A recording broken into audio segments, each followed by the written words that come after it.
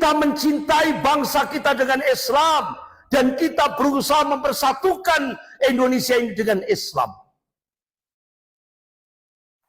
Itu dilaksanakan oleh Kartosuwiryo dan diproklamasikan oleh Muhammad Natsir. Jadilah negara ukhuwah Republik Indonesia. Kalau bahasa Indonesianya negara kesatuan Republik. Berarti cita-citanya Haji Umar Said Cokro Aminoto dikabulkan oleh Allah Subhanahu wa taala. Ini Pak, 3 tokoh inilah merupakan titik peletak dasar penegakan syariat Islam di Indonesia. Haji Umar Said Cokro Aminoto, Kartosuwiryo, Muhammad Natsir. Setelah Muhammad Natsir meninggal, diteruskan oleh Profesor B.J. Habibie. Akhirnya lahirlah Undang-Undang Pengadilan Agama oleh Profesor B.J. Habibie. Sehingga akhirnya dibangunlah pengadilan-pengadilan agama seluruh itu atas perjuangan Profesor B.J. Habibie. Atas perjuangan Habibie lahirlah perbankan syariah. Benar? Lahir bank-bank syariah. Atas tanda tangan Profesor B.J. Habibie, jilbab untuk pegawai negeri TNI Polri berhasil. Atas perjuangan Pak Habibie. Tapi ternyata Pak, jadi umat Islam itu pada masa Presiden Habibie itu jadi tuan rumah di rumahnya sendiri. Tapi ternyata yang paling tidak suka perjuangan penegakan syariat Islam pada masa era Habibie siapa? George Soros, yaitu tokoh pengendali Zionis Yahudi internasional. Sehingga akhirnya George Soros begitu mendengar Habibie, apa Pak? Ya Allah Pak Habibie sudah berhasil membangun 10 pesawat tercanggih pada zamannya. Dan itu diakui oleh dunia. 10 pesawat canggih. Setelah itu, begitu Pak Habibie jadi presiden, Presiden Habibie menyatakan, saya akan membangun pesawat militer dan persenjataan militer sendiri.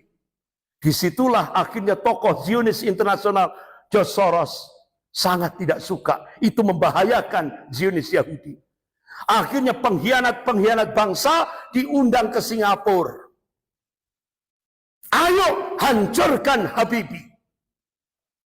Lewat apa Pak? Ekonomi. Akhirnya Pak Habibie digoncang lewat aspek ekonomi. Sehingga waktu itu $1 $25.000 pada masa Habibie. Digoncang Pak, oleh George Soros. Habis itu semua anggota DPR 520 apa? 520 ya? 520 anggota DPR MPR tutup dengan amplop. Tolak pertanggungjawaban Habibie. Sehingga akhirnya ketika Presiden Habibie mempertanggungjawabkan di sidang umum MPR, 520 anggota DPR menolak karena sudah diamplopi oleh George Soros. Akhirnya Habibie hanya mampu memerintah di Indonesia 8 bulan. Jabatan presiden yang paling cepat itu 8 bulan. Tapi alhamdulillah pada masa Pak Habibie undang-undang peradilan agama sah. Perbankan syariah sah. Ya kan?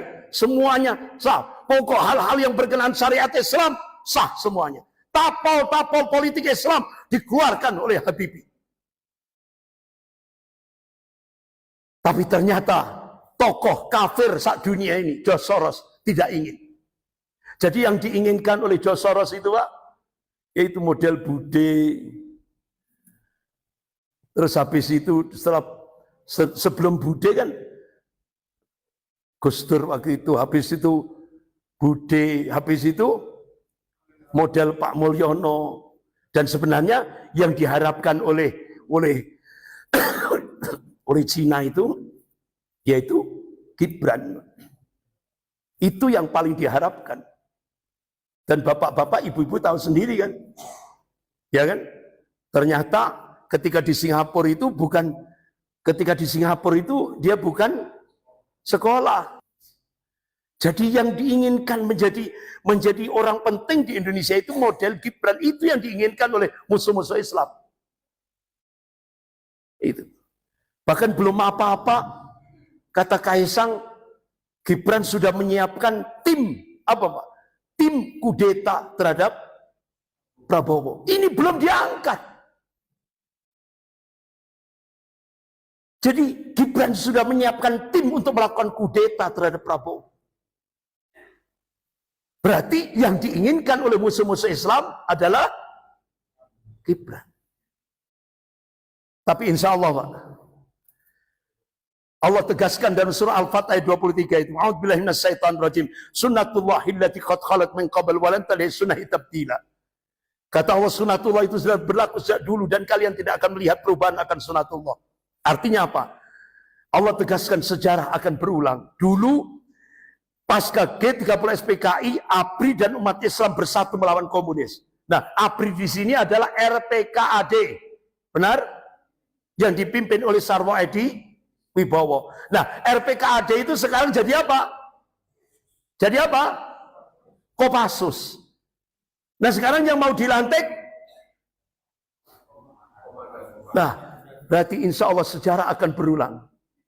Kopassus dan umat Islam akan bersatu lagi melawan komunis gaya baru.